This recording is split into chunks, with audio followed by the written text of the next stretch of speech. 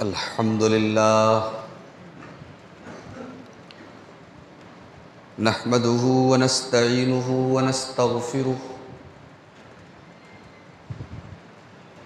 ونعوذ بالله من شرور أنفسنا ومن سيئات أعمالنا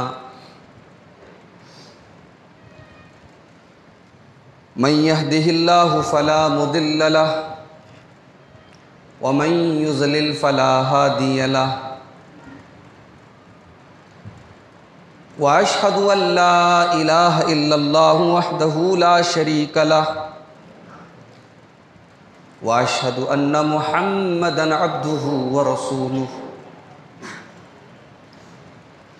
يا أيها الذين آمنوا اتقوا الله حق تقاته ولا تموتن إلا وأنتم مسلمون يا أيها الناس اتقوا ربكم الذي خلقكم من نفس واحدة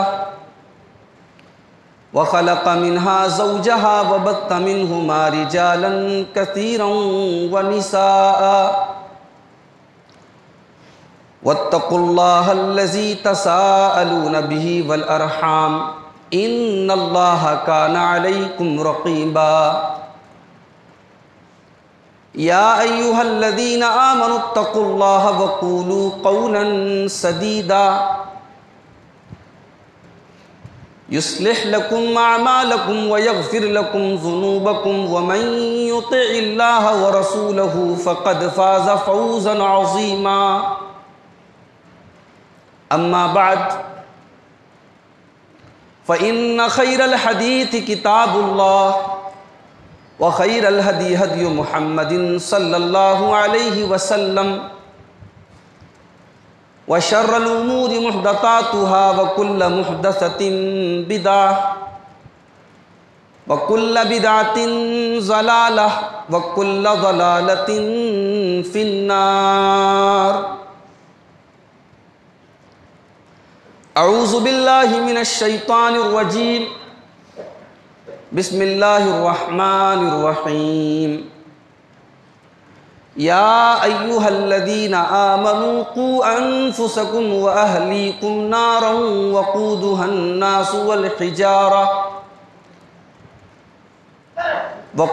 الناس والحجارة عليها ملائكة غلاظ شداد لا يعصون الله ما أمرهم ويفعلون ما يؤمرون۔ معزز علماء کرام، محترم بزرگوں، نوجوان ساتھیوں، پردہ نشین ماں اور بہنوں، پیارے بچوں، آپ کی اس مسجد میں 20 مارچ کو ایک پروگرام رکھا گیا تھا اور میں بھی اس پروگرام میں مدعو تھا، لیکن کچھ حالات ایسے آئے کہ میں اس پروگرام میں شرکت نہیں کر پایا، اور اس کے بعد ذمہ داروں نے مجھ سے آج کی یہ تاریخ مانگی، یہ وقت لیا، اور حالات بہت اچھے نہ ہونے کے باوجود اللہ کے اس گھر میں ہم اور آپ آج اکٹھا ہوئے ہیں۔ مقصد ہے کچھ قرآن و سنت کی باتوں کو سیکھنا، سمجھنا اور ان کے اوپر عمل کرنا۔ اللہ تعالی ہماری اس حاضری کو قبول فرمائے، اور جو باتیں بیان کی جائیں کہنے والے کو، سننے والوں کو، سب کو رب العالمین عمل کی توفیق عطا فرمائے، آمین۔ میرے بھائیوں، اس وقت ہمارے ملک میں کورونا کی وبا پھر سے زور پکڑ رہی ہے۔ کئی اسٹیٹ میں آپ دیکھیں منی لاک ڈاؤن لگ گیا ہے، رات میں 9 بجے سے لے کے صبح 7 بجے تک، 8 بجے تک کرفیو ہے۔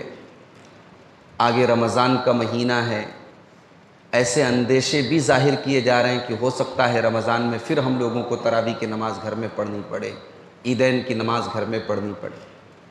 یعنی کل ملا کر کے حالات اچھے نہیں ہیں۔ ابھی موبائل میں لیے ہوئے تھا، ایک خبر آئی کہ سکم کے اندر ایک بڑا خطرناک زلزلہ آیا، جھٹکا اس کا محسوس کیا گیا، اور بہار اور جھارکھنڈ کے بھی کئی علاقوں میں زلزلہ جو ہے وہ آیا ہوا ہے۔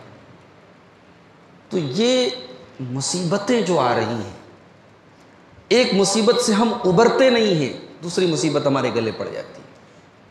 ہم نے سوچا تھا چلو 1 سال پورا ہو گیا، کیسی کیسی مشکل حالات ہم نے جھیلے ہیں، اب حالات تھوڑے پٹری پر آ رہے ہیں، پھر وہی حالات ہو رہے ہیں۔ تو یہ تو ہے کہ حالات ٹھیک نہیں ہیں، لیکن ہمیں اور آپ کو اس پر بھی غور کرنا پڑے گا کہ اللہ تبارک و تعالیٰ کی طرف سے یہ جو مصیبتیں اور پریشانیاں آتی ہیں اور ہمیں اور آپ کو سدھرنے کا جو موقع دیتی ہیں، کیا ہم نے اپنے آپ کو سدھارا؟ کوئی سدھار نہیں ہے، برائیوں کے گراف میں کوئی کمی نہیں ہے، شراب کے اڈوں پر شراب پینے والے مسلمانوں کی تعداد میں کوئی کمی نہیں آئی، زناکاری اور بدکاری کے کیس بڑھ رہے ہیں، لاک ڈاؤن میں مسجدیں بند تھی، کھلی، نمازیوں کی تعداد شروع میں اچھی تھی، پھر ہم نماز سے دور ہو گئے۔ تو ہمیں قرآن کریم کی اس آیت کو اپنے سامنے رکھنا چاہیے۔ سورہ روم کی وہ آیت ہے، اللہ تعالیٰ نے فرمایا ظہر الفساد فی البر والبحر بما کسبت ایدی الناس لیذیقہم بعض الذی عملوا لعلہم یرجعون۔ میرے بندو، خشکی کے اندر اور تری کے اندر، پوری کائنات میں جہاں پر بھی تمہیں فساد نظر آ رہا ہے، بگاڑ نظر آ رہا ہے، تباہی نظر آ رہی ہے، کورونا نظر آ رہا ہے، وائرس نظر آ رہا ہے، زلزلہ نظر آ رہا ہے، طوفان نظر آ رہا ہے، سیلاب نظر آ رہا ہے، ظہر الفساد فی البر والبحر، پوری دنیا میں جہاں پر بھی تمہیں فساد اور بگاڑ نظر آ رہا ہے، بما کسبت ایدی الناس، او لوگوں وہ تمہارے کرتوتوں کا، تمہاری بدعمالیوں کا، تمہارے پاپوں کا نتیجہ ہے، لیذیقہم بعض الذی عملوا، اللہ تبارک و تعالیٰ تو تمہارے کچھ اعمال کی تم کو سزا دے رہا ہے، سارے اعمال کی سزا اگر وہ دے دے تو روئے زمین پر ایک انسان بھی باقی نہ بچے گا، وہ تو کچھ اعمال کی تم کو سزا دے رہا ہے، لعلہم یرجعون، تاکہ تم اللہ کی بارگاہ میں رجوع کرو۔ رجوع کرنا تو دور کی بات ہے، ہمارے دل تو اتنے سخت ہو گئے کہ کورونا کی اتنی بڑی تباہی اور وبا ہم نے دیکھی، ہونا تو یہ چاہیے تھا کہ ہم سدھر جاتے، ہمارے اعمال صحیح ہو جاتے، ہم اپنی اصلاح کر لیتے، لیکن میرے پیارے بھائیوں جیسے ہی حالات تھوڑے پٹری پر آئے، ہم پھر سے وہ سارے غلط کام اور وہ سارے برے کام ہم پھر سے کرنے لگے۔ ہمارے نبی کا تو یہ حال ہے کہ تیز ہوا بھی اللہ کے نبی دیکھتے ہیں، اگر آندھی چل رہی ہے تیز ہوا بھی اللہ کے نبی دیکھتے ہیں تو اللہ کے نبی ڈر جاتے ہیں اور دعا کرنے لگتے ہیں، اللہم انی اسألک خیرہا، اے اللہ اس ہوا کی بھلائی کا میں تجھ سے سوال کرتا ہوں، وخیر ما ارسلت بہ، اور یہ جو ہوا چل رہی ہے یہ ہوا خیر و برکت لے کر کے آئے، یہ بھلائی لے کر کے آئے، میں تجھ سے سوال کرتا ہوں، واعوذ بک من شرہا وشر ما ارسلت بہ، اور اے اللہ میں پناہ چاہتا ہوں کہ یہ ہوا کہیں عذاب کی شکل نہ اپنا لے، یہ شر اور برائی کا سبب نہ بن جائے۔ ہمارے نبی، اللہ کے پیارے نبی صلی اللہ علیہ وسلم ایک آندھی اور ہوا دیکھ کر کے ڈر جائیں، اور ہم اتنا بڑا وائرس اور وبا دیکھ کر کے بھی میرے بھائیوں ہمارے حالات کے اندر کوئی تبدیلی نہ آئے، یہ غور کرنے کی بات ہے۔ آج سماج مختلف برائیوں کی آماج گاہ بنا ہے، مختلف قسم کی برائیاں سماج میں پائی جا رہی ہیں، اور یہ جو جلسے ہوتے ہیں، یہ کانفرنسیں ہوتی ہیں، یہ بڑے بڑے اجلاس ہوتے ہیں، یہ کیوں ہوتے ہیں؟ یہ اصلاح معاشرہ کے لیے ہوتے ہیں، یہ سماج کو سدھارنے کے لیے ہوتے ہیں، مگر سماج سدھر نہیں رہا ہے، سماج کے اندر اصلاح نہیں ہو رہی، کیوں نہیں ہو رہی ہے؟ اس سوال کا جواب اللہ تعالیٰ نے سورہ تحریم کی آیت نمبر 6 میں دیا ہے، جو میں نے آپ کے سامنے خطبہ مسنونہ کے بعد پڑھی، کہ سماج کیسے سدھرے گا، سماج کی اصلاح کیسے ہوگی، اس کا طریقہ کیا ہے، اس کا فارمولہ کیا ہے۔ اللہ نے فرمایا یا ایھا الذین آمنوا قوا انفسکم واہلیکم نارا، اے ایمان والو اپنے آپ کو اور اپنے گھر والوں کو جہنم کی آگ سے بچاؤ۔ دنیا میں جب آگ لگتی ہے اور کوئی انسان آگ میں جل جاتا ہے تو اس کی ڈیڈ باڈی جو ہے وہ دیکھنے کے لائق نہیں ہوتی ہے، کمزور دل اور دماغ کے لوگ تو نہیں دیکھ سکتے۔ دنیا کی آگ سے ہم اتنا ڈرتے ہیں، بچتے ہیں، اور اپنے پیاروں کو بچاتے ہیں، اپنے بچوں کو بچاتے ہیں۔ اللہ تبارک و تعالیٰ میں جہنم کی آگ سے باخبر کر رہا ہے، اور یہ نہیں کہہ رہا ہے کہ تم صرف اپنے آپ کو بچاؤ، فرما رہا ہے کہ قوا انفسکم واہلیکم نارا، میرے بندو تم اپنے آپ کو بھی جہنم کی آگ سے بچاؤ اور اپنے گھر والوں کو بھی جہنم کی آگ سے بچاؤ۔ جلانے کے لیے تو دنیا کی آگ کافی ہے، مگر جہنم کی آگ تو دنیا سے 69 گنا زیادہ ہوگی۔ 69 گنا زیادہ دنیا کی آگ کے مقابلے میں جہنم کی آگ جلانے والی، اور اس سے 69 گنا زیادہ خطرناک ہوگی۔ دنیا کی آگ تو ڈیزل سے جلتی ہے، پیٹرول سے جلتی ہے، کیروسین سے جلتی ہے، جہنم کی آگ کس سے جلے گی؟ فرمایا وقودها الناس والحجارہ، وقودها الناس والحجارہ، جہنم کی آگ کا ایندھن انسان اور پتھر ہوں گے۔ میرے بندو تم اپنے آپ کو اور اپنے گھر والوں کو اس جہنم کی آگ سے بچاؤ۔ ہمیں اپنے بچوں سے بہت پیار ہے، ہمارے بیٹے کو ذرا سی کھروچ آ جائے ہم برداشت نہیں کرتے، ہماری بیٹی کو بیماری اور تکلیف آ جائے ہم رات رات بھر جاگ جاتے ہیں۔ شوہر اپنی بیوی سے بہت پیار کرتا ہے، ہمیں اپنے اہل و عیال سے، اپنی فیملی سے، اپنے پریوار سے بہت محبت ہے۔ میرے پیارے بھائیوں، جس طریقے سے ہم اپنے پریوار اور اپنی فیملی کو دنیا کی مصیبتوں سے بچانے کی فکر کرتے ہیں، دنیا کی بیماریوں سے بچانے کی فکر کرتے ہیں، دنیا کی تکلیفوں سے بچانے کی فکر کرتے ہیں، اللہ فرما رہا ہے قوا انفسکم واہلیکم نارا، اے ایمان والو اپنے آپ کو اور اپنے گھر والوں کو جہنم کی آگ سے بچاؤ۔ باپ نمازی ہے، باپ پانچوں ٹائم کا نمازی ہے، بیٹا ایک ٹائم کی نماز بھی نہیں پڑھتا ہے۔ باپ نماز پڑھنے جا رہا ہے، بیٹا موبائل میں لگا ہوا ہے۔ باپ کو اتنی بھی توفیق نہیں ہوتی کہ بیٹے سے اتنا کہہ دے بیٹا نماز کا ٹائم ہے چل تو بھی نماز پڑھ لے۔ باپ نے شاید یہ سمجھ لیا ہے کہ میں اپنے عمل کا ذمہ دار ہوں، میں خود نماز پڑھ رہا ہوں، بیٹا پڑھے یا نہ پڑھے مجھے کوئی پرواہ نہیں ہے۔ ماں تو رات میں تہجد کی نماز پڑھ رہی ہے، بیٹی رات کو 2-2 بجے تک غیر محرم لڑکوں سے باتیں کر رہی ہے۔ ماں کو اس بیٹی کی مستقبل کی اور اس بیٹی کے آخرت کی کوئی فکر نہیں ہے۔ میرے بھائیوں، میری پیاری ماں و بہنوں، جس طریقے سے اپنے بچوں کی، اپنے پریوار کی دنیا کی فکر ہے، اسی طریقے سے ان کی آخرت کی بھی فکر کرو۔ دنیا بگڑ گئی، دنیا خراب ہو گئی تو یہ معاملہ تو دنیا کی زندگی تک رہے گا، 60 سال تک رہے گا، 70 سال تک رہے گا۔ اگر آخرت بگڑ گئی، اگر آخرت خراب ہو گئی تو یہ تو بہت بڑے گھاٹے کا سودا ہے، یہ تو ہمیشہ کا خسارہ ہے۔ اس سے بڑا خسارہ کوئی نہیں، اس سے بڑا گھاٹا کوئی نہیں ہے۔ اپنے آپ کو اور اپنے گھر والوں کو جہنم کی آگ سے بچاؤ۔ ابراہیم علیہ السلام کو دیکھو، اپنے دودھ پیتے بچے اسماعیل اور اپنی بیوی ہاجرہ کو وہ مکہ کی بیاب و گیا سرزمین پہ چھوڑ کے جا رہے ہیں۔ بخاری کے الفاظ ہیں، جب چھوڑ کے جانے لگے حضرت ہاجرہ نے پلٹ کر کے پوچھا کہ اے میرے سرتاج، الی من تترکنا، کس کے حوالے آپ کر کے جا رہے ہیں؟ یہ بے آب و گیا سرزمین ہے، دور دور تک کوئی انسان نہیں، کوئی انسان تو چھوڑو کوئی جانور بھی نہیں ہے، پانی کا کوئی قطرہ بھی نہیں ہے، یہ چند کھجوریں ہیں، یہ تھوڑا سا پانی ہے، یہ اکیلی عورت اور یہ دودھ پیتا بچہ کتنی دیر تک اپنی زندگی چلائے گا؟ الی من تترکنا، کس کے حوالے چھوڑ کے جا رہے ہیں؟ ابراہیم نے کوئی جواب نہیں دیا۔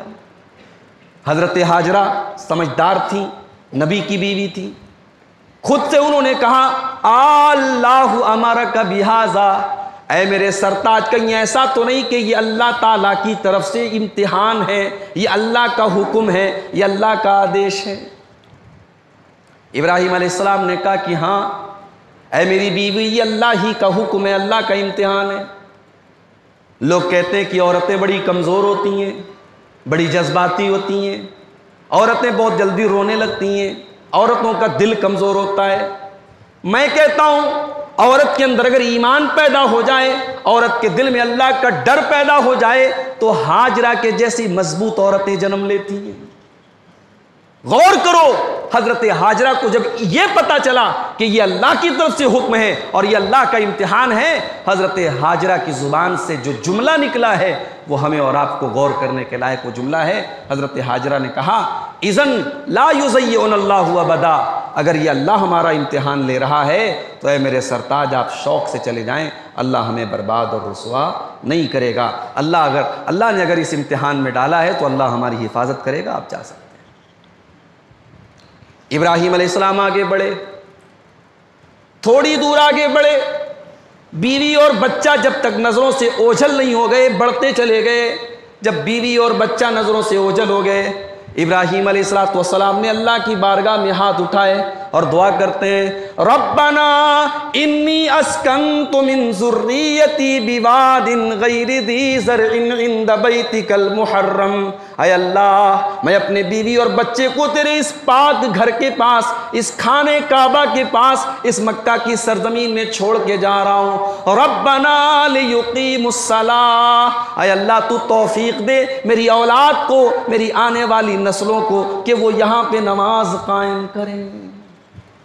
ہمیں اپنے بچوں کی فکر نہیں ہے، ابراہیم کو اپنی آنے والی نسلوں کی فکر ہے۔ ہم نے اپنے بچوں کو بھی نماز کے لیے ایک بار نہیں کہا، ابراہیم اپنی آنے والی نسلوں کے نماز کی پابندی کی دعا کر رہے ہیں۔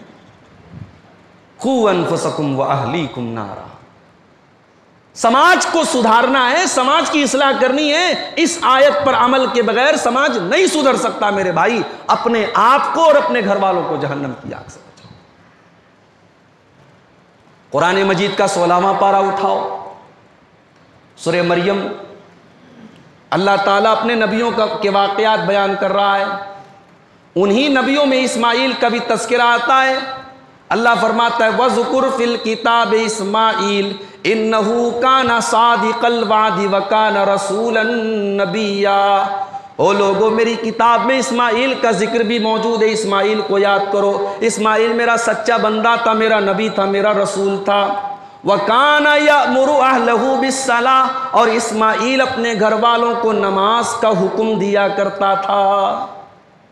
اسماعیل خود بھی نماز کا پابند تھا اور اپنے گھر والوں کو، اپنی فیملی کو بھی نماز کا حکم دیا کرتا تھا۔ میرے پیارے بھائیوں، آج اس پہلو سے ہم اور آپ غافل ہیں۔ آج کتنی عورتیں وہ خود نمازی ہیں، شوہر نماز نہیں پڑھتا ہے لیکن بیوی چاہے تو شوہر کو نمازی، بے نمازی شوہر کو نمازی بنا سکتی ہے۔ بھئی عورت کو اللہ تعالیٰ نے جذبات کی طاقت دی ہے۔ عورت پتھر کو موم بنا سکتی ہے بھائی۔ فرعون بہت بڑا ظالم تھا مگر بیوی کی بات کے آگے فرعون بھی موم ہو گیا۔ جب حضرت موسیٰ علیہ السلام کو ان کی ماں نے ایک صندوق میں ڈالا اور وہ صندوق تیرتے تیرتے فرعون کے محل کے پاس پہنچا اور فرعون کی بیوی حضرت آسیہ نے اس صندوق کو منگوایا اور اس میں سے حضرت موسیٰ علیہ السلام جب نکلے تو ظاہر ہے کہ فرعون تو بچوں کو قتل کرنے کا آرڈر دیتا تھا۔ اس نے فوراً کہا کہ اس کو قتل کر دو، مار ڈالو اس کو۔ تو فرعون کی بیوی نے کہا لا تقتلوہ، اس بچے کو قتل مت کرو، عسیٰ ان ینفعنا، دیکھو کتنا پیارا بچہ ہے۔ اے میرے سرتاج، اس بچے کو قتل نہ کرو، اس بچے کا مرڈر نہ کرو۔ عسیٰ ان ینفعنا او نتخذہ ولدا، ہم اس کو اپنا بیٹا بنا کر کے پالیں گے، یہ ہماری ماں باپ کی طرح ہماری خدمت کرے گا، یہ بچہ ہمارا بیٹا بن جائے گا، اس بچے کو قتل نہ کرو۔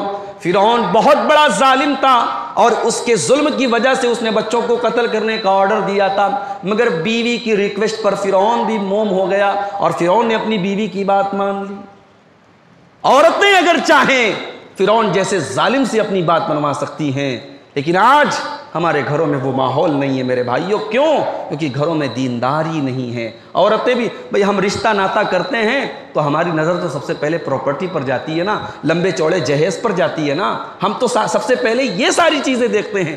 دینداری تو بہت لاسٹ میں, چلو بھائی دیندار بھی ہے تو اچھا ہے, ورنہ ہماری نظر سب سے پہلے اپنی برادری پر, اپنے اسٹیٹس پر, اپنے مال پر اور اپنے برابر کے لوگوں پر پڑتی ہے. تو گھر کا ماحول کہاں سے سدھرے گا؟ نبی اکرم صلی اللہ علیہ وسلم اسی لیے جب گھر میں لڑکی لائیں, بہو لائیں, بیوی لائیں تو نبی اکرم معیار بتاتے ہیں, فظفر بذات الدین, دیندار لڑکی کو تم اپنے گھر میں لے آؤ, تم کامیاب ہو جاؤ گے. دیندار بیوی تمہارے گھر میں آئے گی, تمہارے گھر کو جنت بنا دے گی. دیندار بیوی آئے گی, تم دکھوں اور ٹینشن کو لے کر کے گھر میں جاؤ گے, وہ اپنے مسکراتے ہوئے چہرے سے تمہاری ٹینشن دور کر دے گی. آج ایسی بیویاں چراغ لے کے ڈھونڈنا پڑتا ہے. یہاں تو شوہر بیچارہ ٹینشن لے کے جاتا ہے, وہ پا بھر ٹینشن لے کے جاتا ہے, وہ 1.5 کلو لے اور اس پہ بڑھا دیتی ہے کہ نہیں, ایک آدھ پسیری بڑھا دیتی ہے, ٹینشن بڑھا دیتی ہیں. نبی اکرم سے پوچھا گیا ای النساء خیر, اے اللہ کے رسول کون سی عورت سب سے بہترین عورت ہے؟ نبی اکرم نے فرمایا التی تسرہ اذا نظر, سب سے بہترین عورت وہ ہے کہ شوہر دیکھے تو خوش ہو جائے. سب سے بہترین عورت وہ ہے جو شوہر دیکھے تو خوش ہو جائے, شوہر کے دل کو باغ باغ کر دے, شوہر کے دل کو سکون پہنچائے. یاد کرو میرے بھائیوں, ہمارے نبی کے اوپر جب قرآن کی پہلی وحی نازل ہوئی اور اللہ کے نبی گھبرائے گھبرائے گھر آتے ہیں, گرمی کا موسم ہے لیکن اللہ کے رسول کانپ رہے ہیں. آپ کہتے ہیں خدیجہ مجھے جلدی سے چادر لاؤ, کمبل لاؤ. خدیجہ چادر لاتی ہیں, کمبل لاتی ہیں. اے اللہ, اے میرے سرتاج کیا بات ہے, کیوں گھبرائیں اتنا؟ نبی اکرم پورا واقعہ سناتے ہیں اور آخر میں کہتے ہیں اے خدیجہ لقد خشیت علی نفسی, مجھے ڈر ہے کہیں میری جان نہ چلی جائے. اتنی بڑی ذمہ داری اللہ تبارک و تعالیٰ نے میرے کندھوں پر ڈالی ہے. اے خدیجہ میں اپنے آپ کو اس ذمہ داری کا متحمل نہیں پاتا ہوں, میں برداشت نہیں کر پاؤں گا میری جان چلی جائے. غور کرنا میری پیاری ماں و بہنوں, اور آپ بھی غور کیجئے. اللہ کے نبی گھبرائیں اور اتنا بڑا جملہ آپ کہہ رہے ہیں کہ مجھے اپنی جان کا ڈر ہے. آپ ٹینشن میں, آپ پریشانی میں. اب حضرت خدیجہ کی ذمہ داری کیا تھی؟ حضرت خدیجہ نے اپنی ذمہ داری کو کیسے نبھایا؟ بخاری کے الفاظ ہیں, بخاری کی 3ری حدیث ہے. حضرت خدیجہ کہتی ہیں کلا واللہ ما یخزیک اللہ ابدا, اے میرے سرتاج ایسا کبھی نہیں ہو سکتا, اللہ تعالیٰ آپ کو کبھی رسوا نہ کرے گا, اللہ تعالیٰ آپ کو کبھی برباد نہ کرے گا.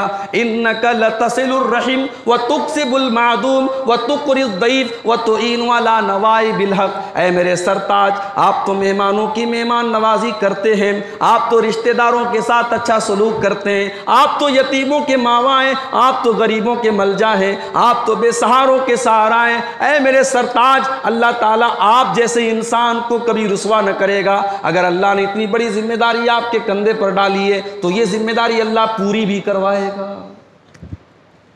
نبی اکرم کے سینے پر حضرت خدیجہ کے یہ الفاظ برف بن کر کے نبی کے سینے کو ٹھنڈک پہنچاتے ہیں. میرے پیارے بھائیوں, ایسی بیوی اگر گھر میں آئے گھر جنت بن جاتا ہے, اور جب گھر جنت بنتا ہے تو سماج بھی بہترین بنتا ہے اور سماج کی اصلاح ہوتی ہے. آج ضرورت اس بات کی ہے کہ گھر کے اندر یہ ماحول پیدا ہو کہ ایک دوسرے کو ہم غلط کاموں سے روکیں اور خاص طور سے اپنے گھر والوں کی اصلاح کرنے کی کوشش کریں. باپ اگر نمازی ہے تو اولاد کو نمازی بنائے, ماں اگر نمازی ہے تو بیٹیوں کو نمازی بنائے, شوہر اگر نمازی ہے تو بیوی کو نمازی بنائے, بیوی اگر نمازی ہے تو شوہر کو نمازی بنائے. نسائی کی صحیح روایت ہے, نبی اکرم فرماتے ہیں رحم اللہ رجلا قام من اللیل, اللہ تعالیٰ کی رحمت نازل ہو اس آدمی کے اوپر جو رات میں اٹھ کر کے تہجد پڑھتا ہے, جو رات میں اٹھ کر کے قیام اللیل کرتا ہے. وَأَيْقَظَ امرأتہ, اور اپنی بیوی کو بھی اٹھاتا ہے. فَإِنَبَتْ, اگر بیوی انکار کر دیتی ہے, نَضَحَ فِي وَجْهِ الْمَاء, تو بیوی کے چہرے پر پانی چھڑک دیتا ہے, پانی ڈال دیتا ہے, چلو تم اٹھو, چلو تم بھی میرے ساتھ تہجد کی نماز پڑھو. میرے بھائیو، آج گھومنے پھرنے جاتے ہو بیوی کو لے کر کے، آج غلط مقامات پہ جاتے ہو بیوی کو لے کر کے، آج سیر و تفریح کرنے جاتے ہو بیوی بچوں کو لے کر کے، اور آخرت بنانے کی جب بات آئے ہم خود اپنی آخرت کو سدھاریں اور بچوں کی نہ سدھاریں، یہ کیسے ممکن ہے؟ قُوا أَنفُسَكُمْ وَأَهْلِيكُمْ نَارًا، اپنے آپ کو اور اپنے گھر والوں کو جہنم کی آگ سے بچاؤ۔ تو سماج کو سدھارنا ہے تو اس آیت کریمہ کو ہمیشہ اپنے سامنے رکھنا پڑے گا۔ سماج کو اگر سدھارنا ہے میرے پیارے بھائیوں، میرے نوجوان ساتھیوں، ہمیں اور آپ کو اپنی جوانی کی بھی فکر کرنی پڑے گی۔ آج ہمارے نوجوانوں کا کوئی مقصد نہیں ہے، سب کے ہاتھ میں موبائل ہے، سوشل میڈیا میں سب غرق ہیں، صبح شام فیس بک اور واٹس ایپ پر لگے ہوئے ہیں، فضول کاموں میں لگے ہوئے ہیں، زندگی کا کوئی مقصد نہیں ہے، کھاؤ کماؤ اور انجوائے کرو، یہی زندگی کا مقصد بن گیا ہے۔ میرے بھائیوں، زندگی اتنی سستی نہیں ہے، زندگی اتنی گھٹیا نہیں ہے۔ اگر زندگی کا مقصد یہی کھانا کمانا اور انجوائے کرنا ہے تو پھر ہماری اور غیر مسلموں کی زندگی میں کیا فرق ہے؟ ایک مسلمان کی زندگی کا ایک مقصد ہے، ایک مسلمان کی زندگی کا ایک ٹارگٹ ہے، اور وہ ٹارگٹ کیا ہے؟ قُلْ إِنَّ صَلَاتِي وَنُسُكِي وَمَحْيَايَ وَمَمَاتِي لِلَّهِ رَبِّ الْعَالَمِينَ۔ اے نبی آپ اعلان کر دیجئے، میرا جینا، میرا مرنا، میری نماز، میری قربانی سب اللہ رب العالمین کے لیے۔ ایک مسلمان کی زندگی کا مقصد اللہ تبارک و تعالیٰ کو راضی کرنا ہے۔ ایک مسلمان کی زندگی کا مقصد صرف کھانا اور کمانا نہیں ہے میرے بھائی۔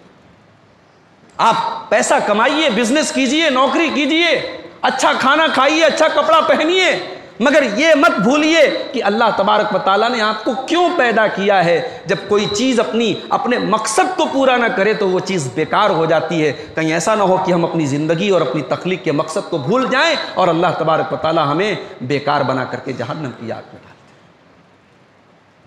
میرے نوجوان ساتھیوں، آج ذرا ہم اپنے گریبانوں میں جھانک کر کے دیکھیں، آج ہمارے کتنے نوجوان بھائی ہیں جو اپنے چہروں پر بڑی محنت کر رہے ہیں، اپنے ظاہر پر بڑی محنت کر رہے ہیں، اپنے کپڑے پر بڑی محنت کر رہے ہیں، برانڈڈ جوتے پہن رہے ہیں، بہترین قسم کے کپڑے اور ہیئر اسٹائل رکھ رہے ہیں۔ ٹھیک ہے، آپ کو میں منع نہیں کرتا، اچھے کپڑے پہنے، اچھے جوتے پہنے، اچھا لباس پہنے، لیکن میرے بھائیوں، اس لباس کی اور اس جسم کے پیچھے جو سینے میں دل ہے، اس دل کو بھی تو سدھارنے کی کوشش کرو، اس دل کو بھی تو سنوارنے کی کوشش کرو۔ اللہ تبارک و تعالیٰ تمہارے چہرے نہیں دیکھے گا، اللہ تمہارے کپڑے نہیں دیکھے گا، اللہ تبارک و تعالیٰ کیا تو دل دیکھا جائے گا۔ اللہ تعالیٰ کیا تو دل کی ویلیو ہے، دل کی اہمیت ہے اللہ تعالیٰ کی۔ صحیح مسلم کی روایت ہے، اللہ کے نبی فرماتے ہیں، کم من مدفوع بالابواب، کتنے اللہ کے بندے ایسے ہیں جو پھٹے حال ہیں، جن کے بال میلے کچیلے ہیں، کپڑے میلے کچیلے ہیں، لوگوں کے دروازے پر اگر وہ چلے جائیں تو لوگ دھکے دے کر کے بھگا دیں، لیکن ان کے دل کے اندر اللہ کا ڈر ہے، ان کے دل کے اندر ایمان ہے، ان کے دل کے اندر اللہ کا خوف ہے، اور وہ اللہ کے اتنے نیک بندے ہیں، لو اقسم علی اللہ لابرہ، کہ اگر وہ اللہ کا نام لے کر کے کوئی قسم کھا لے تو اللہ ضرور پوری کرتا ہے۔ اللہ تو دل دیکھتا ہے میرے بھائی۔ حضرت بلال کون سے خوبصورت تھے میری پیاری ماں بہنوں، آج آپ ہی اپنی خوبصورتی پر بہت محنت کرتی ہیں، کاش اتنی محنت اپنی سیرت کو بہتر بنانے پر ہم اور آپ کرتے، کاش اپنے دل کو خوبصورت بنانے پر اور اپنے دل کو پاک کرنے پر اتنی محنت ہم کرتے۔ حضرت بلال کو دیکھو، یہ کون سے خوبصورت تھے، حبشہ کے رہنے والے تھے، کالے کلوٹے تھے۔ جب اسلام انہوں نے قبول کیا، ان کا مالک امیہ ابن خلف ان کو عرب کے تپتے ہوئے صحراؤں میں، عرب کی تپتی ہوئی ریت پر ان کو لٹا دیتا تھا، ان کے سینے پر گرم پتھر رکھ دیتا تھا اور اپنا پیر رکھ کر کے بلال سے کہتا تھا، اے بلال ہم تجھے ٹارچر کرنا چھوڑ دیں گے، ہم تجھے تکلیف دینا چھوڑ دیں گے، اے بلال تو اسلام چھوڑ دے، تو محمد رسول اللہ کا دین چھوڑ دے، ہم تجھے تکلیف دینا چھوڑ دیں گے۔ او لوگو، بلال کوئی ہینڈسم تو نہ تھا، بلال کوئی اسمارٹ تو نہ تھا، بلال کوئی خوبصورت چہرے کا مالک تو نہ تھا، مگر بلال کے سینے میں جو دل تھا وہ دل بڑا اجلا تھا، وہ دل بڑا پاک صاف تھا، اس دل کے اندر ایمان تھا، اس دل کے اندر نبی کی محبت تھی۔ اس تپتی ہوئی ریت پر اور اس گرم پتھر کے نیچے جب بلال کی چربی پگھل رہی تھی اور بلال کی زبان سے الفاظ بھی نہ نکل رہے تھے، تب بھی بلال کی زبان سے جو الفاظ سنے جا رہے تھے وہ یہی تھے کہ بلال احد احد کی صدائیں لگا رہا تھا، بلال اپنے رب کے ایک ہونے کا اقرار کر رہا تھا۔ آج بلال کے جیسا دل کہاں ہے میرے بھائیوں؟ آج تو ساری محنت ظاہر پر ہو رہی ہے، ساری محنت کپڑے پر ہو رہی ہے، ساری محنت چہرے پر ہو رہی ہے، ساری محنت انسان اپنے جسم کے اوپر کر رہا ہے۔ آج دل کو صاف اور دل کو پاک کرنے کی کوئی کوشش نہیں ہو رہی ہے۔ سماج کو اگر سدھارنا ہے میرے بھائیوں، دل کی اصلاح کرنی اور دل کو سدھارنا بہت ضروری ہے۔ ابراہیم علیہ السلام کو دیکھو، ابراہیم علیہ السلام اللہ کی بارگاہ میں دعا کرتے ہیں، کتنی پیاری دعا ہے، وَلَا تُخْزِنِي يَوْمَ يُبْعَثُونَ يَوْمَ لَا يَنْفَعُ مَالٌ وَلَا بَنُونَ إِلَّا مَنْ أَتَى اللَّهَ بِقَلْبٍ سَلِيمٍ۔ اے اللہ تو مجھے قیامت کے دن رسوا نہ کرنا۔ بھئی دنیا میں آدمی اگر رسوا ہو جائے، دنیا میں ذلیل ہو جائے تو لوگ اس کو اچھی نظر سے نہیں دیکھتے۔ دنیا میں اگر ذلیل ہو جائے تو آدمی اپنا محلہ چھوڑ کے دوسرے محلے میں جا کے چین سے رہ سکتا ہے۔ دنیا میں اگر آدمی رسوا ہو جائے، آج رسوا ہے کل پیسہ کما کر کے عزت پا سکتا ہے، مگر قیامت کے دن اللہ کی بارگاہ میں جو رسوا ہو گیا، جو ذلیل ہو گیا اور اللہ تعالیٰ کی نظر میں جو رسوا ہو گیا، اس کو تو کہیں پر بھی ٹھکانہ ملنے والا نہیں ہے۔ آج ہم دنیا کی رسوائی سے بچتے ہیں، ہم چاہتے ہیں ہمارے عیب پر دنیا کی نظر نہ پڑے، ہمارے کرتوتوں کو کوئی دیکھ نہ لے۔ ہم کبھی یہ نہیں سوچتے دنیا والے ہمارے کرتوت دیکھیں یا نہ دیکھیں، اللہ تو ہمارے ایک ایک کرتوت کو دیکھ رہا ہے۔ دنیا کا کیمرہ تو ہمارے چہروں کو ریکارڈ کر رہا ہے، اللہ کا کیمرہ تو ہمارے سینے کے اندر، ہمارے دل کے اندر چلنے والے خیالات کو بھی ریکارڈ کر رہا ہے۔ اللہ نے فرمایا یعلم خائنۃ الاعین وما تخفی الصدور۔ میرے بندو، اللہ تو وہ ہے جو تمہاری آنکھوں کی چوری کو بھی جانتا ہے۔ جب تم راستے میں چلتے ہو اور کنکھیوں سے تم ادھر ادھر دیکھتے ہو، تمہاری کنکھیوں کی چوری کو بھی اللہ جانتا ہے۔ وما تخفی الصدور، اور تمہارے سینے کے اندر کیا چھپا ہوا ہے، تمہارے دل کے اندر کیا چل رہا ہے، یہ بھی اللہ کو معلوم ہے۔ اللہ کا کیمرہ تو دل کے اندر کی چیزوں کو بھی ریکارڈ کر رہا ہے۔ انسان کتنا نادان ہے کہ دنیا کی رسوائی سے بچتا ہے، اللہ کی بارگاہ میں رسوائی سے نہیں بچتا ہے۔ دنیا کی عدالت میں ہم اگر مجرم بنا کے چلے بھی گئے، ہم جھوٹے وکیل کو خرید لیں گے، وکیل اپنی چرب زبانی کی بدولت ہم گنہگار ہوں گے، مجرم ہوں گے، ہمیں بے قصور ثابت کر دے گا، مگر اللہ کی عدالت میں تو ایسا کچھ بھی ہونے والا نہیں ہے۔ اللہ کی عدالت میں تو ہماری زبان کو بند کر دیا جائے گا، ہماری زبان نہیں بولے گی۔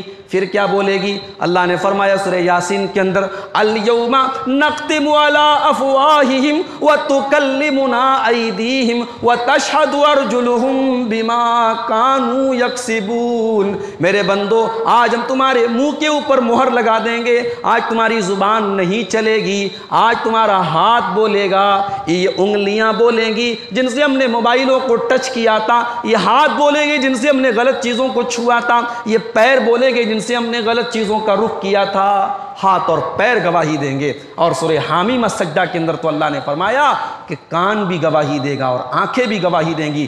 حتی اذا ما جاؤہا شہید علیہم سمعہم وابصارہم وجلودہم بما کانوا یعملون۔ قیامت کے دن تمہارے کان بھی گواہی دیں گے، تمہاری آنکھیں بھی گواہی دیں گی، اور تمہارے بدن کی چمڑی بھی گواہی دے گی۔ دنیا کی رسوائی سے ہم بچتے ہیں اور اللہ کی بارگاہ میں رسوا ہونے سے نہیں بچتے۔ ابراہیم علیہ السلام اس دن کی رسوائی سے بچنے کی دعا کر رہے ہیں، کہتے ہیں کہ اللہ تو قیامت کے دن مجھے رسوا نہ کرنا، یوم لا ینفع مال ولا بنون، جس دن مال کوئی کام نہیں آئے گا، جس دن اولاد کوئی کام نہیں آئے گی۔ مال کمانے کے لیے آج آدمی سود کھاتا ہے، مال کمانے کے لیے آدمی ڈاکے ڈالتا ہے، مال کمانے کے لیے آدمی حلال اور حرام کو بھول جاتا ہے۔ یہ مال قیامت کے دن ہمارے کام آنے والا نہیں ہے۔ اولاد کو سکھ پہنچانے کے لیے، اولاد کو مکان ہو جائے، اولاد کو پراپرٹی مل جائے، اولاد کا مستقبل اچھا ہو جائے، یہ سوچ کر کے باپ نہ جانے کتنے جتن کرتا ہے، کتنے حرام کام تک ایک باپ کر لیتا ہے۔ ابراہیم کہتے ہیں یوم لا ینفع مال ولا بنون، قیامت کے دن نہ تو مال تمہارے کام آئے گا، نہ اولاد تمہارے کام آئے گی۔ ارے قیامت چھوڑو، دنیا میں مال کب تک کام آتا ہے بھائی؟ ادھر مرے ادھر مال دوسروں کا ہو گیا. جس مال کو سینت سینت کے سنبھال کے رکھا تھا، کروڑوں کا مالک تھا، جیسے ہی سانس کی ڈور ٹوٹی اور دل نے دھڑکنا بند کیا، سارا مال دوسروں کا ہو گیا. کیا لے کے آئے تھے، کیا لے کے جا رہے ہیں؟ کچھ لے کے نہیں جانا ہے، سب یہیں رہ جائے گا. کروڑوں کی اربوں کی پراپرٹی ہم نے بنائی تھی، لیکن جس دن انتقال ہو گیا، سانسوں کی ڈور ٹوٹ گئی، 2 گز زمین کے علاوہ ہماری اپنی کوئی پراپرٹی نہیں ہے. بڑے مہنگے مہنگے کپڑے ہماری الماریوں میں بھرے تھے، آج انتقال ہو گیا ہے، وہ سارے کپڑے غریبوں کو بانٹ دیے جائیں گے، یا دوسرے ان کو پہنیں گے، یا جلا دیے جائیں گے، پھینک دیے جائیں گے. ہم ایک معمولی سے کفن کے کپڑے میں کفنا دیے جائیں گے. میرے بھائیوں، جس مال کے لیے، جس دنیا کے لیے ہم نے اتنا سب کچھ کیا ہوگا، ہمارے مرتے ہی اس مال نے ہمارا ساتھ چھوڑ دیا. اولاد کچھ دن ساتھ دیتی ہے، اولاد ہمیں نہلاتی ہے، کفناتی ہے، دفناتی ہے، کچھ دنوں تک ہمارے حق میں دعائیں کرتی ہیں، ہمیں یاد کر کے اولاد روتی ہے. پھر جب اولاد کی اپنی بھی زندگی پٹری پر آ جاتی ہے، وہ اولاد بھی ہمیں بھول جاتی ہے. مرنے کے بعد سے لے کر کے قیامت تک ذرا غور کرو میرے پیارے بھائیوں کہ مال اور اولاد کہاں ہمارے کام آ رہا ہے. یوم لا ينفع مال ولا بنون. ابراہیم کہتے ہیں اللہ اس دن نہ مال کام آئے گا، نہ اولاد کام آئے گی، الا من اتى اللہ بقلب سلیم. اللہ تعالیٰ کے یہاں تو وہی کامیاب ہوگا جو صاف ستھرا دل لے کر کے آئے گا، جس دل کے اندر صفائی ہوگی، جس دل میں کینہ نہ ہوگا، جس دل میں کپٹ نہ ہوگا، جس دل میں حسد نہ ہوگا. ماشاءاللہ اہل حدیثوں کی بستی ہے، سب آمین بولنے والے ہیں، رفع یدین کرنے والے ہیں، 8 رکعت سے زیادہ تراویح نہیں پڑھتے ہیں، بڑے پکے اہل حدیث ہیں، بڑی خوشی کی بات ہے. مگر ذرا محلوں کے اندر جا کے جائزہ لے لو، خاندانوں کے اندر جا کے جائزہ لے لو، کوئی گھر شاید ایسا نہ ملے جہاں بھائی بھائی میں بگاڑ نہ چل رہا ہو، جہاں بہن بھائی میں بگاڑ نہ چل رہا ہو، اور کہیں کہیں تو باپ اور بیٹے میں جھگڑا نہ چل رہا ہو. میرے بھائیوں، اتنے پکے اہل حدیث ہو اور قرآن و حدیث پہ چلنے والے ہو، اور دل کے اندر ایک دوسرے کی عداوتیں لے کے بیٹھے ہو، دل کے اندر ایک دوسرے کی نفرتیں لے کر کے بیٹھے ہو. میرے بھائیوں، ابراہیم کی اس دعا کو اپنے سینے میں اتار لو. یوم لا ينفع مال ولا بنون الا من اتى اللہ بقلب سلیم. اس دل کو دشمنیوں سے پاک کر لو، اس دل کو کینہ اور کپٹ سے پاک کر لو، اس دل میں کسی کی دشمنی لے کر کے اللہ کے یہاں نہ جاؤ، پاک صاف دل لے کر کے جاؤ. حضرت عائشہ کو دیکھو، حضرت عائشہ کی بڑی بہن تھی حضرت اسما، اور اسما کے بیٹے تھے عبداللہ ابن زبیر، یعنی حضرت عائشہ عبداللہ ابن زبیر کی خالہ تھی. خالہ بھانجے کا رشتہ بھی بڑا پیارا رشتہ ہوتا ہے، اور یہ بھی ہم جانتے ہیں کہ بھانجے کے لیے خالہ محرم ہوتی ہیں، خالہ کے لیے بھانجا محرم ہوتا ہے، پردے کا بھی کوئی مسئلہ نہیں ہوتا ہے. حضرت عائشہ عبداللہ ابن زبیر کو بہت چاہتی تھی، بہت پیار کرتی تھی. ایک مرتبہ کسی بات پر حضرت عائشہ کے بیچ میں اور عبداللہ ابن زبیر کے بیچ میں کچھ اختلاف ہو گیا، خالہ بھانجے میں کوئی بات ہو گئی، اور حضرت عبداللہ ابن زبیر نے اپنی خالہ کے بارے میں کچھ غلط بات کہہ دی جو نہیں کہنی چاہیے تھی. خالہ کو پتہ لگا بھانجا میرے بارے میں ایسا بولا. حضرت عائشہ نے قسم کھا لی کہ آج کے بعد میں اپنے بھانجے سے بات نہیں کروں گی. بخاری کی روایت. اب حضرت عبداللہ ابن زبیر کو احساس ہوا کہ مجھے وہ بات نہیں کہنی چاہیے تھی جس سے میری خالہ ناراض ہو گئی، لیکن خالہ تو قسم کھا کر کے بیٹھی ہے کہ میں بات نہیں کروں گی، کچھ بھی ہو جائے میں اپنے بھانجے سے بولوں گی نہیں. حضرت عبداللہ ابن زبیر رضی اللہ تعالیٰ عنہ نے دیکھا کہ جب میری خالہ مان نہیں رہی ہیں تو انہوں نے 2 صحابہ کا سہارا لیا، 2 صحابہ کا سورس لگایا. اور یہ کون سے 2 صحابہ تھے؟ یہ وہ 2 صحابہ تھے جن کا تعلق اللہ کے رسول کے نانیحال کے خاندان سے تھا، جو اللہ کے نبی کے ماموں لگتے تھے. حضرت عبداللہ ابن زبیر نے سوچا میری خالہ میری بات نہیں مانیں گی، نبی کے ماموں لوگ ہیں، نبی کے نانیحال کے لوگ ہیں، بڑے لوگ ہیں، اماں عائشہ ان کی بات مان لیں گی، میری خالہ ان کی بات مان لیں گی اور غصہ اپنا تھوک دیں گی، بات ختم کر دیں گی. بخاری کے الفاظ ہیں، عبداللہ ابن زبیر 2 صحابہ کو لے کر کے اماں عائشہ کے پاس پہنچے. دروازہ کھٹکھٹایا. अम्मा आयशा ने पूछा कौन है? अब्दुल्ला इब्न ज़ुबैर कुछ नहीं बोले। जो दो सहाबा आए थे उन्होंने अपना नाम लेकर के कहा कि मैं फ़लाँ हूँ और हम दोनों आपसे मिलना चाहते हैं। अम्मा आयशा ने दरवाज़ा खोला, अंदर ये दोनों दाखिल हुए, पर्दा लगा हुआ है, पर्दे के उस पार अम्मा आयशा बैठी हुई हैं और इस पार ये दोनों सहाबा बैठे हुए हैं। जैसे ही दरवाज़ा खुला और पर्दे के उस पार अम्मा आयशा चली गई, अब्दुल्ला इब्न ज़ुबैर फ़ौरन अंदर चले गए और जाकर के अपनी खाला के गले लग करके फूट फूट करके रोने लगे, माफ़ी मांगने लगे, अपनी गलती की माफ़ी मांगने लगे। और जब वो माफ़ी मांगने लगे, इधर से ये दोनों साहबा कहने लगे, अय उम्मुल मोमिनीन, अय अम्मा आयशा, आप तो नबी की बीवी हैं, आप तो नबी की बीवी हैं, आप तो हम सब की माँ हैं। आपने तो नबी की वो हदीस सुनी है, किसी मुसलमान के लिए जायज़ नहीं है कि वो 3 दिन से ज़्यादा अपने मुसलमान भाई से क़त्ए ताल्लुकी कर ले, 3 दिन से ज़्यादा बोल चाल बंद कर ले। आप अपने भांजे को माफ़ कर दें, आप अपने भांजे को दरगुजर कर दें। आपका भांजा आपसे माफ़ी मांगने आया है, अपने भांजे को माफ़ कर दें। अल्लाह अकबर। नबी की हदीस नबी की बीवी को सुनाई जा रही है, कायनात के मोमिनों की माँ को सुनाई जा रही है।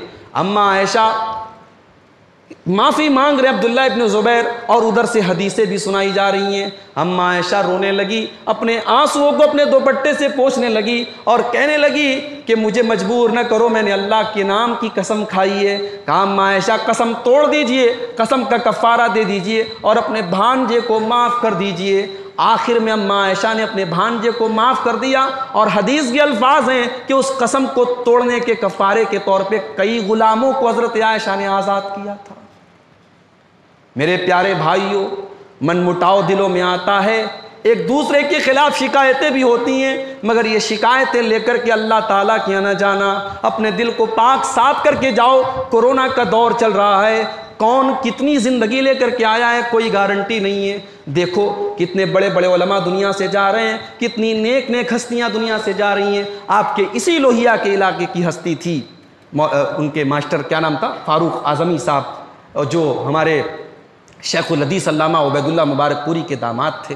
बड़ी अजीम शख्सियत थी, इल्मी शख्सियत थी और वहाँ किसी कॉलेज के वो प्रिंसिपल भी थे। आज उनके इंतकाल की खबर आई है। अल्लाह ताला उनकी मग़फ़िरत फरमाए और उनके जो भी पसमानदगान यहाँ हैं उनकी मग़फ़िरत फरमाए। मौत की खबरें रोज़ आ रही हैं मेरे भाई, कल हमारी भी बारी हो सकती है, कोई गारंटी नहीं है। ये बीमारियाँ, ये वायरस, ये मौत किसी से पूछ के, किसी से वारंट लेके नहीं आता है। तो मेरे भाइयों, दिल को पाक कर दो, दिलों से हसद और बुग़्ज़ निकाल दो, दिलों से दुश्मनियां निकाल दो। ये दुनिया की ज़मीन जायदाद और माल और पैसे और किसी की बात और किसी की शिकायत को लेके जो ये झगड़े हैं, ख़त्म करो।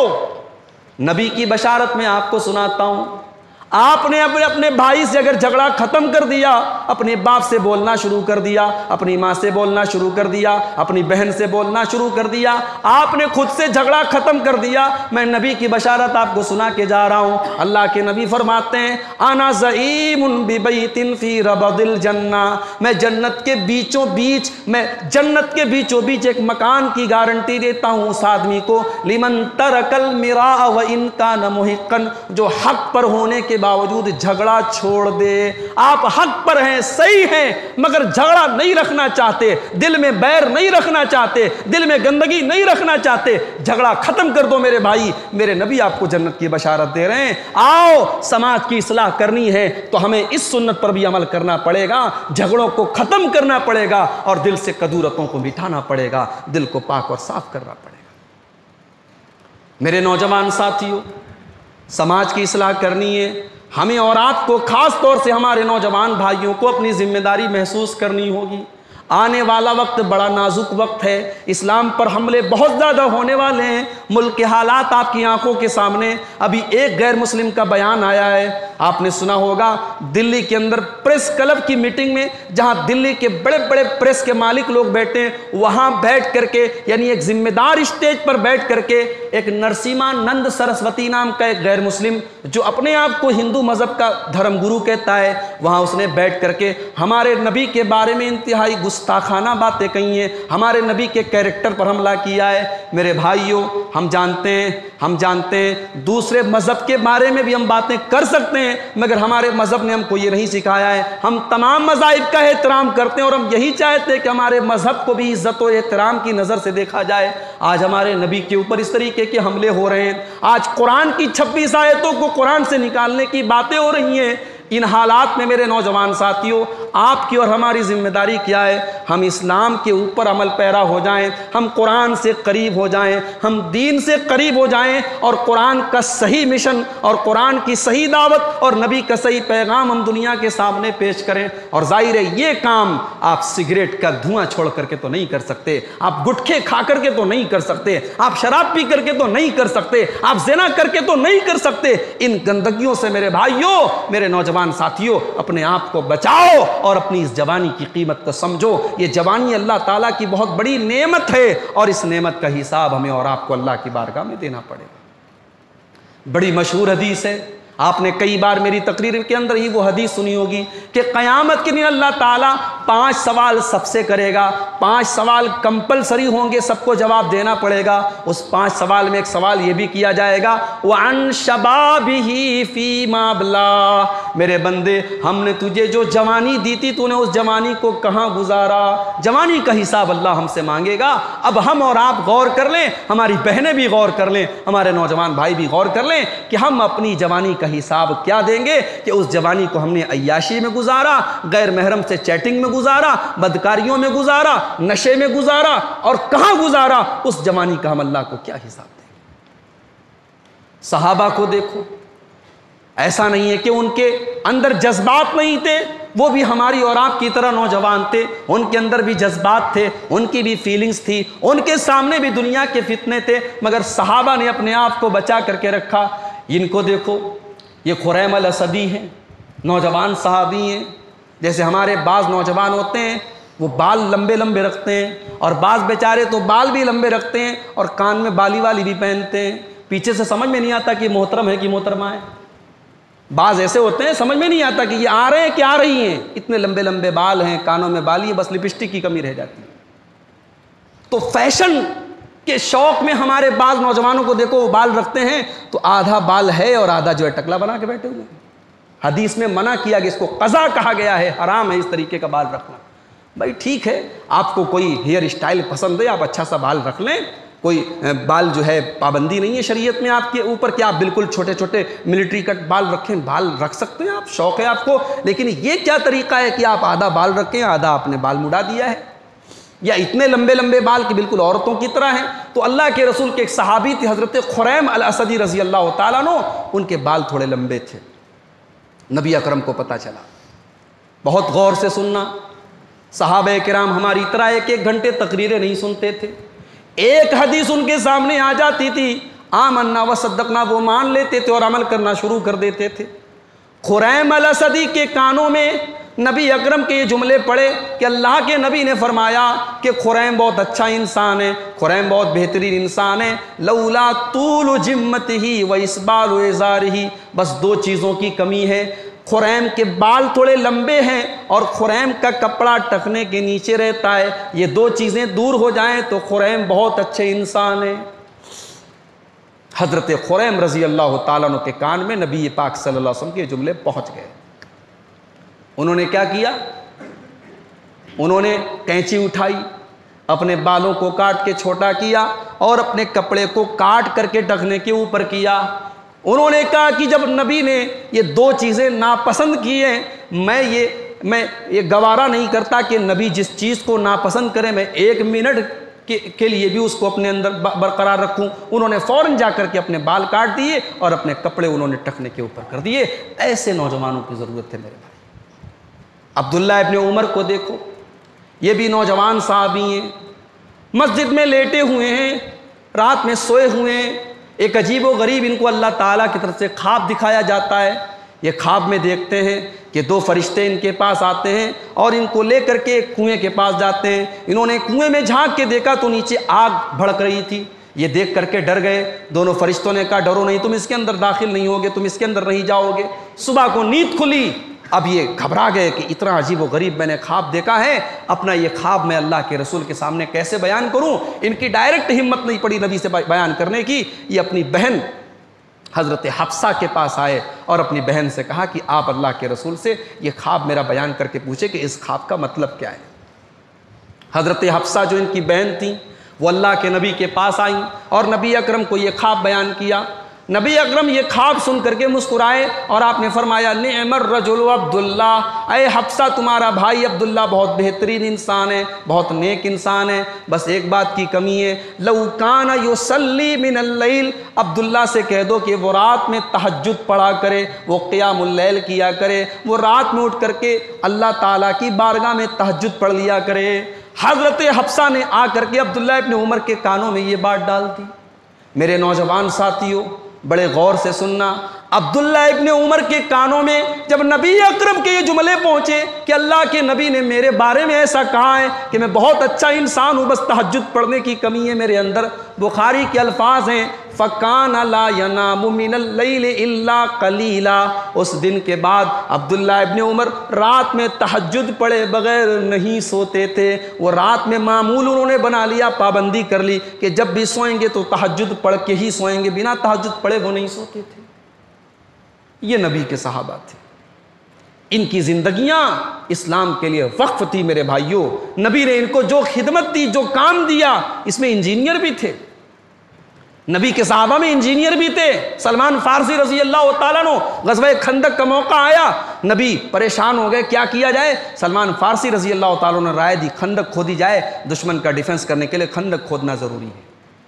صحابہ کرام میں ڈاکٹرز بھی تھے، علاج کرنے والے معالجین بھی تھے، صحابہ کرام میں وکیل بھی تھے جو اسلام کے حق میں، اسلام کے دفاع میں تقریر کر سکیں، بیان کر سکیں۔ یاد کرو دربار حبشہ میں، نجاشی کے دربار میں حضرت جعفر نے جو تقریر کی تھی، اس تقریر کو آج بھی سنو تو دل باغ باغ ہو جاتا ہے اور دل کے اندر اسلام کی عظمت پیدا ہو جاتی ہے۔ یاد کرو رستم کے دربار میں صحابی رسول رستم کے دربار میں کھڑے ہو کر کے جب رستم پوچھتا ہے کہ بتاؤ تم کس لیے ہمارے ملک میں آئے ہو اور کیوں تم اتنے بڑے سپر پاور سے مقابلہ کرنا چاہتے ہو، تو حضرت ربیع ابن عامر رضی اللہ تعالیٰ عنہ نے رستم کی آنکھوں میں آنکھیں ڈال کے کہا تھا جئنا لنخرج العباد من عبادت العباد الى عبادت اللہ۔ اے بادشاہ سن لے، اے رستم سن لے، ہم مسلمان اس لیے دنیا میں آئے ہیں تاکہ بندوں کی غلامی سے نکال کر اللہ کی بندگی کی طرف دنیا کو لے کے جائیں۔ ومن جور الادیان الى عدل الاسلام، اور دنیا میں جو مختلف ظلم و ستم کرنے والے مذاہب ہیں ان سے نکال کر کے اسلام کے عدل و انصاف کے راستے پر اور نیائے اور انصاف کے راستے پر دنیا کو لگا دیں۔ ومن ضیق الدنیا الى سعۃ الاخرہ، اور دنیا کی تنگیوں سے نکال کر آخرت کی کشادگیوں کی طرف لے کے چلے جائیں۔ میرے بھائیوں یہ بڑا نازک ٹائم ہے اور آنے والا وقت مسلمانوں نازک سے نازک ہونے والا ہے، کیونکہ ہمارے علماء دنیا سے جا رہے ہیں، ہمارے اکابرین دنیا سے جا رہے ہیں۔ ملکی پیمانے پر جو ملت کا درد رکھتے تھے، جو ملت کے سپورٹ میں باتیں کرتے تھے، آج ایسی شخصیتیں دنیا سے جا رہی ہیں۔ اب ہمیں اور آپ کو اپنے کندھوں پر اس ملت کو اور اپنی اس قوم کو سنبھالنے کی اور اس کی نگرانی کرنے کی ذمہ داری ہماری ہے۔ میرے پیارے نوجوان ساتھیوں، میں قرآن کریم کی وہ آیت آپ کو یاد دلانا چاہوں گا، والمؤمنون والمؤمنات بعضهم اولیاء بعض، مومن مرد اور مومن عورت ایک دوسرے کے مددگار ہوتے ہیں۔ یأمرون بالمعروف وینہون عن المنکر، ان کا مشن یہ ہوتا ہے وہ نیکیوں کا حکم دیتے ہیں، وہ برائیوں سے لوگوں کو روکتے ہیں۔ ویقیمون الصلاۃ، وہ نماز قائم کرتے ہیں۔ ویؤتون الزکاۃ، وہ زکوٰۃ ادا کرتے ہیں۔ ویطیعون اللہ ورسولہ، اور اللہ اور اس کے رسول کی اطاعت کرتے ہیں۔ یہ سارے مومن مردوں اور مومن عورتوں کا مشن ہے اور ان کی خوبی ہے۔ یہ خوبی ہمیں اور آپ کو اپنے اندر پیدا کرنی پڑے گی، سماج کی اصلاح تبھی ہو پائے گی۔ آئیے ہم اللہ سے دعا کریں رب العالمین ہمیں توفیق دے کہ ہم سماج کی اصلاح میں اپنا رول ادا کر سکیں۔ رب العالمین ہماری ماؤں بہنوں کو اپنی ذمہ داریاں نبھانے کی توفیق عطا فرمائے۔ رب العالمین ہمارے نوجوانوں کو ہر قسم کی بے حیائی سے، ہر قسم کی بدکاری سے، ہر قسم کے شر سے بچنے کی توفیق عطا فرمائے۔ رب العالمین ہم میں سے جو لوگ بیمار ہیں اللہ ان کو شفائے کامل عاجل عطا فرمائے۔ ہم میں سے جو لوگ دنیا سے جا چکے ہیں الہ العالمین ان کی مغفرت فرمائے۔ رب العالمین ہمارے علاقے کو، ہمارے گاؤں کو ہمارے ملک کو، ہمارے دیش کو ہر قسم کی وبا اور وائرس سے محفوظ کر دے۔ رب العالمین آنے والا برکت کا مہینہ ماہ مبارک ہمیں اپنی پوری خیر و برکات کے ساتھ تو ہمیں عطا فرما۔ اے اللہ اس ماہ مبارک کو ہر قسم کی وبا اور وائرس سے تو محفوظ کر کے ہمیں عطا فرما۔ اے اللہ تو توفیق دے پچھلے سال کی طرح اس سال ہمارے ساتھ معاملہ نہ ہو۔ اے اللہ رمضان کی جو رونق ہے، رمضان کی جو برکتیں ہیں، انہیں کھل کر کے ہم ان کا فائدہ اٹھا سکے۔ الہ العالمین تو ہمارے دینی اداروں کی حفاظت فرما، ہمارے علماء کی حفاظت فرما، ہمارے قائدین کی حفاظت فرما۔ اے اللہ تو ہمیں ظالموں کے ظلم سے، شریروں کے شر سے ہماری حفاظت فرما۔ اے اللہ ہمارے ملک کو بانٹنے والی اور نفرتوں میں پیرونے والی اور نفرتوں میں بانٹنے والی طاقتوں سے ہمارے ملک کی حفاظت فرما۔ اے اللہ اس ملک کا بھائی چارہ قائم رکھ۔ اے اللہ اس ملک میں تمام مذہب کے لوگوں کو مل جل کر کے محبت کے ساتھ رہنے کی توفیق عطا فرما۔ الہ العالمین وہ زبانیں جو تیرے نبی کی گستاخی کر رہی ہیں، وہ قلم جو تیرے نبی کے خلاف چل رہے ہیں، وہ اخبارات جو تیرے نبی کے کارٹون چھاپ رہے ہیں، اے اللہ تو ان کو ان کے انجام تک پہنچا دے۔ اے اللہ تو اپنے دین اور اپنی کتاب اور اپنے نبی کے دفاع کے لیے تو کافی ہو جا۔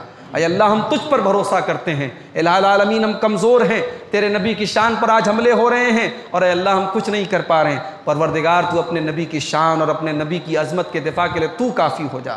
رب العالمین ہمیں توفیق دے کہ تیرے نبی کی عظمت کو ہم پہچانیں اور تیرے نبی کی سیرت پر عمل کریں اور تیرے نبی کے اخلاق کو دنیا کے سامنے پیش کریں۔ رب العالمین ہماری صفوں میں اتحاد و اتفاق پیدا فرما۔